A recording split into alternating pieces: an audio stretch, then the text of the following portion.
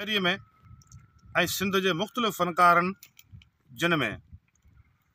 उस्ताद मोहम्मद यूसुफ, कमर सुमरो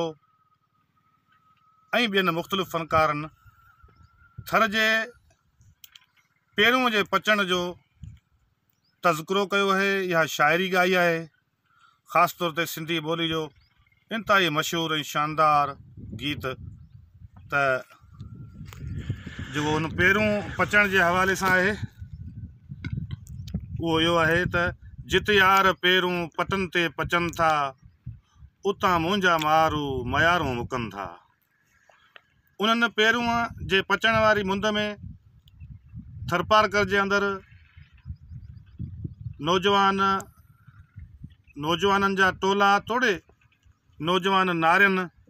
ऐं ॿारनि जा टोला मुख़्तलिफ़ इलाइक़नि में जिते इन ॼार जे वण में पेरूं पचनि था, जंहिंखे ॿियनि लफ़्ज़नि में ख़बर बि चइजे, इन ॼार जे वण जे मुख़्तलिफ़ लामनि ते वेही उहे मासूम ॿारड़ा,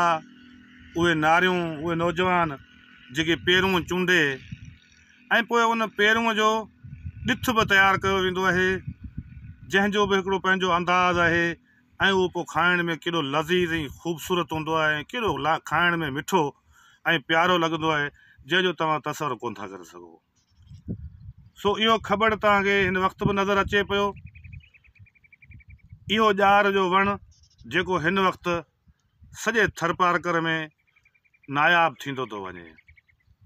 सॼे थरपारकर में नायाब त हूं ई समूरा वण थींदा था वञनि, जंहिंमें ख़ुशूसी तौर ते गुगराल जो वणु,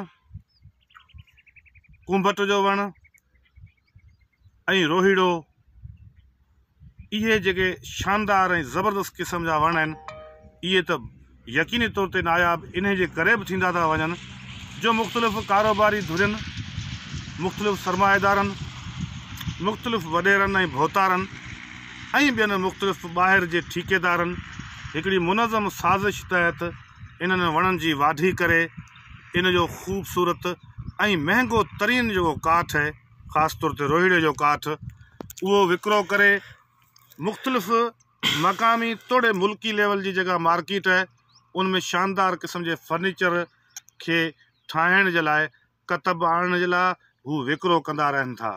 तंहिंजे करे यकीनी तौर ते उहे ठेकेदार जेके इन्हनि वणनि मां ॻरी रक़म ऐं ॻरो नाणो कमाइनि था ऐं लखे किरोड़े कमाइनि था, तंहिंजे करे उहे जेके लखे किरोड़े रुपया कमाइनि था उन्हनि थर जे मक़ामी चंद अहिड़नि माण्हुनि खे जिन खे थोरो लालच ॾेई उन्हनि खे पंहिंजो मक़ामी पेडी ठेकेदार बणाए छॾियो आहे। उहे मुख़्तलिफ़ थर जे इलाइक़नि में, जंहिंमें कंठो, मोहराणो, सामरोटी, थर, कस, हीउ जेको इलाइक़ो आहे वेंदे माना तव्हां इहो चई सघो था त खोखरा पार खां वठी नबीसर थर जे बिल्कुलु छेड़े ताईं ऐं हुतां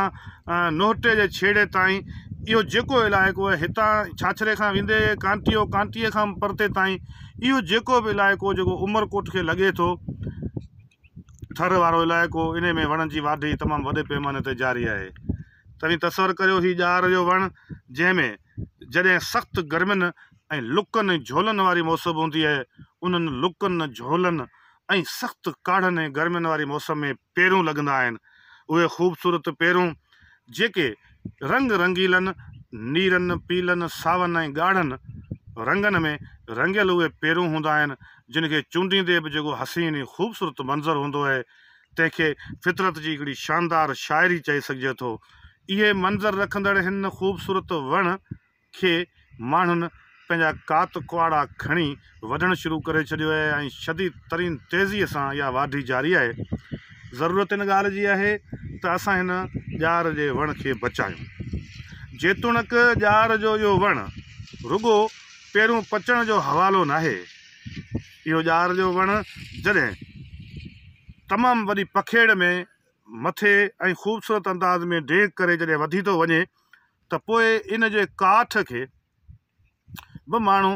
नंढे काठ खे ॿारण जे तौर ते इस्तेमालु कनि था। सभ खां वॾी ॻाल्हि इहा आहे त जॾहिं सॼे थर जे अंदरि जॾहिं वसीला न हुआ, वसीलनि जी अणहूंद हुई, जदीद टेक्नोलॉजी न हुई, त उन हिकिड़े पुराणे हिकिड़े डिघे पस मंज़र खां वठी करे इहो मशहूरु रहियो आहे त ॼार जो जेको ॾंदण आहे उहो ॾाढो शानदार ऐं ख़ूबसूरत थींदो आहे। यानी तव्हां उन मां ॼार जे ॾंदण मां हिकिड़ो ॾंदण वढे उनखे अंदाज़ ऐं ख़ूबसूरत तरीक़े सां ठाहे तव्हां पाण सां गॾु रखी छॾो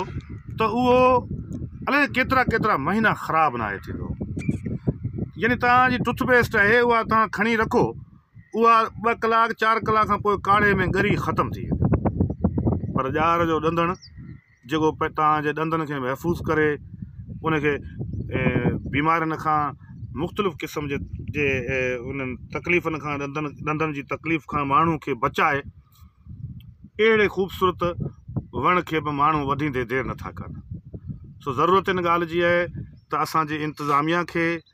हीअ जेका वण आहे कुदरत जी नेमत आहे ऐं इन जे अंदरि अलाह पाक मुख़्तलिफ़ हिकमतूं रखियूं आहिनि। इहा शानदार क़िस्म जूं हिकमतूं शामिल आहिनि। यानी इन मां ॾंदण ठही सघे थो, इन मां हिन मां नंढियुनि काठियुनि मां ॿारनि जे तौर ते तव्हां इस्तेमालु करे सघो था। इन में पेरूं पचनि था, पेरूं खां पोइ माण्हू ॾिठ तयारु कनि था, उहे ॾोथी उहे ॾिठ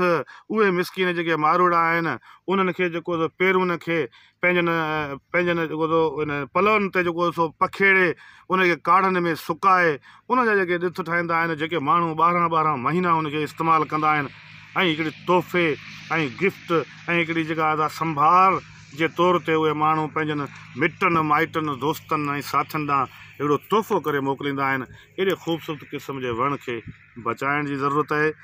अचो त असां हिन मौक़े ते इंतिज़ामिया खे फ़ौरी तौर ते इहा अपील करियूं त उहा ॼार जे ख़तमु थींदड़ वण ऐं उन जी वाढीअ खे रोकराए उनखे महफ़ूज़ बणाइण जे लाइ पंहिंजो किरदारु अदा करे।